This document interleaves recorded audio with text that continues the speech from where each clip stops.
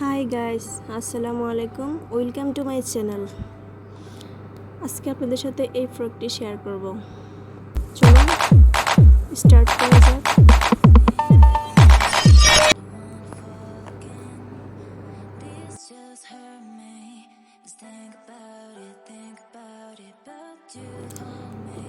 ভিন্ন ভিন্ন বাবুদের বডির সাইজ আলাদা হয়ে থাকে, তাই যার যার সাইজ অনুযায়ী কেটে নেবেন। আমি কেটে নিয়েছি।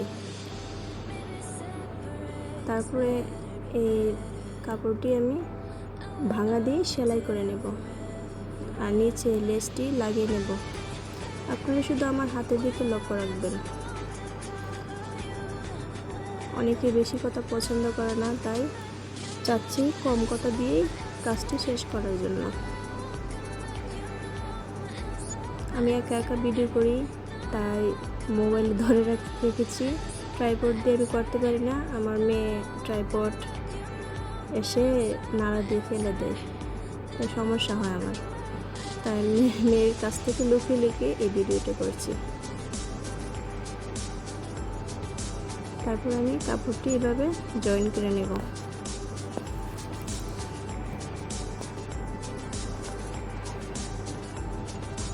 আর গলার সাইডটা আমি একটা সেলাই করে নেব। সেলাই করে উল্টিয়ে আবার চাপ সেলাই দিয়ে নিব। অনেকেই চাপ সেলাই দেয় না, না দিলে হয়। না দিলে তারপরে এভাবে ডাবল সেলাই করে নিতে হবে গলার সাইডটা দিয়ে। আমি আজকে ডাবল সেলাই করব না, চাপ সেলাই করব না, ডাবল সেলাই করে নিয়েছি। এই যে দেখুন, দেখতে এরকম হবে।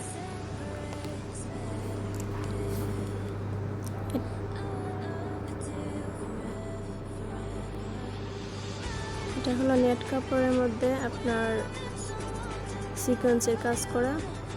এটা হলো পিঙ্ক কালারের। তো এখন এই কাপড়টা দিয়ে আমি এভাবে ভাঙা দিয়ে তারপরে সেলাই করে নেব। এরকম আমি সামনের দিকে নেব দুইটা পার্ট, পেছনের দিকে নেব দুইটা পার্ট, চারটা পার্টে আমি এভাবে সেলাই করে নেব।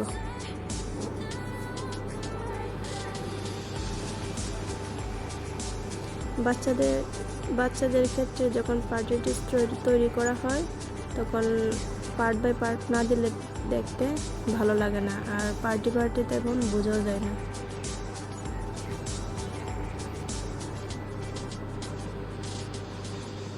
এখন আমি এই দুটি পার্ট একসাথে আমি কুচি করে নেব।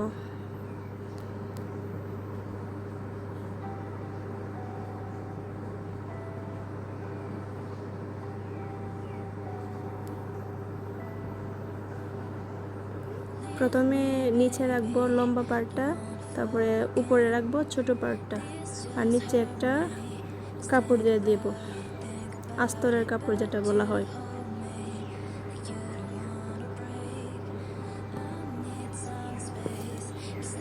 এখন সবগুলো আমি একসাথে কুচি দিয়ে সেলাই করে নিয়েছি।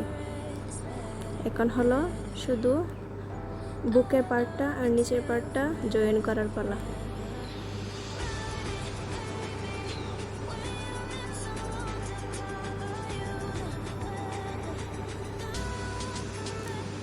আরও বেশি পার্ট নিলে আরও বেশি সুন্দর হবে জিনিসটা। বেশি কাপড় নিলে কাপড়টা অনেক বেশি সুন্দর হয়। আমার কাস্টমারের যেরকম চেয়েছিল আমি সেরকম দিয়েছি।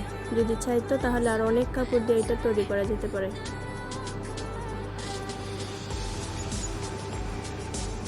আমি উপরে একটা লেস দিয়ে সেলাই করে নিয়েছি। দুটো সাইড আমি অ্যাটাচ করে দিয়েছি।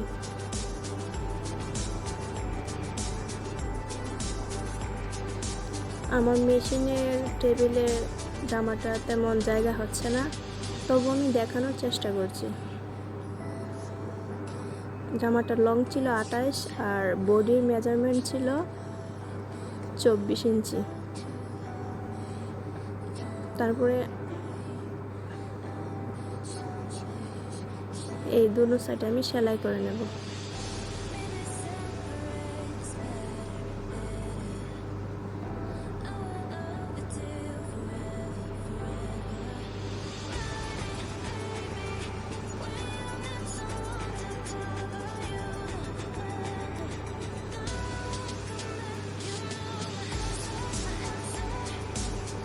এখন জামার মধ্যখানে আমি একটা ফুল তৈরি করব, ফ্যান্সি টাইপের একটা ফুল।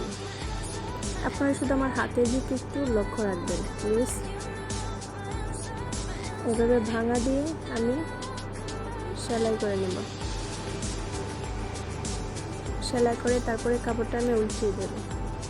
এই যে সেলাই হয়ে গেছে, এখন আমি এক্সট্রা সাইডটা কেটে নেব।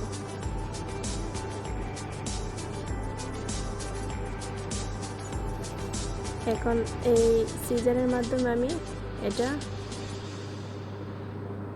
উল্টিয়ে দেব।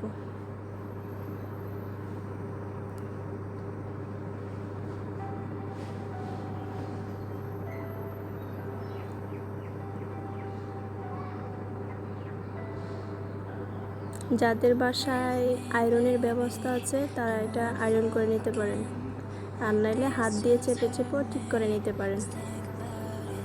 এখন কোনোটা আমি সিজার দিয়ে উঠিয়ে নেব। এই যে দেখুন, দুটোটা আমি তৈরি করে নিয়েছি। এবার মধ্যে ফুলটা তৈরি করে নেব।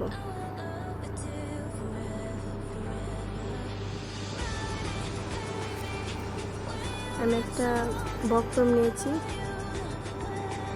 আপনারা ফুলটা বড় চাইলে বড় সাইজের নেবেন, আর ছোট করতে চাইলে একটু ছোট সাইজের নেবেন।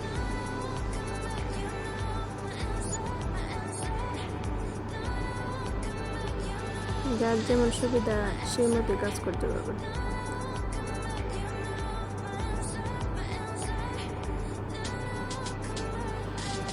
আমি কোনাগুলো সেলাই করে নেব।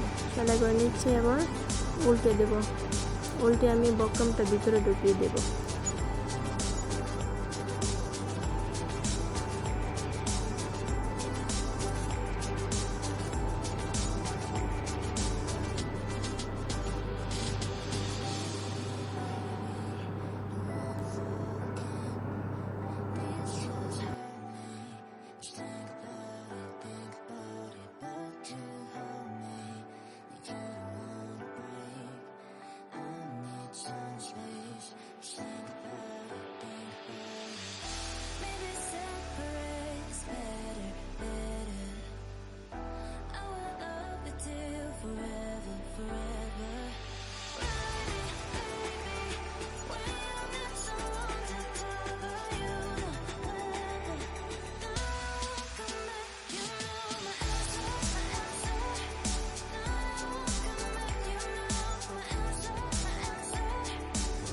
আর যারা আমার চ্যানেলে নতুন তারা দয়া করে আমাকে সাবস্ক্রাইব করে যাবেন এবং পাশে থাকা বেল বাটনটি অন করে যাবেন।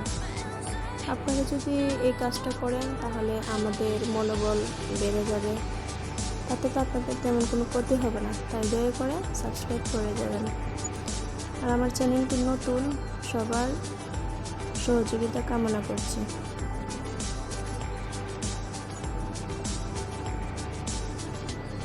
আমরা যারা ছোটো থেকে ছোটো কাজ দিয়ে শুরু করি, অনেকে সাপোর্ট করে না, জিনিসটা কিন্তু অনেক খারাপ লাগে। আর বড় বড় ইউটিউবারদের সবাই সাপোর্ট করে, আর ছোটোদেরকে সাপোর্ট করতে চায় না।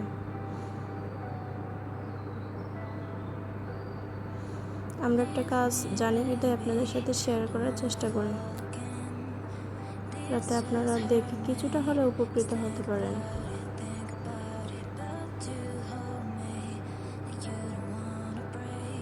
আর যেহেতু আমি গৃহিণী, তাই তেমন ভিডিও করা হয় না, ফাঁকে ফাঁকে যা করি তাই। আর আমার তেমন ভালো মোবাইল বা ভালো ট্রাইপড এরকম কিছু দিয়ে করা হয় না।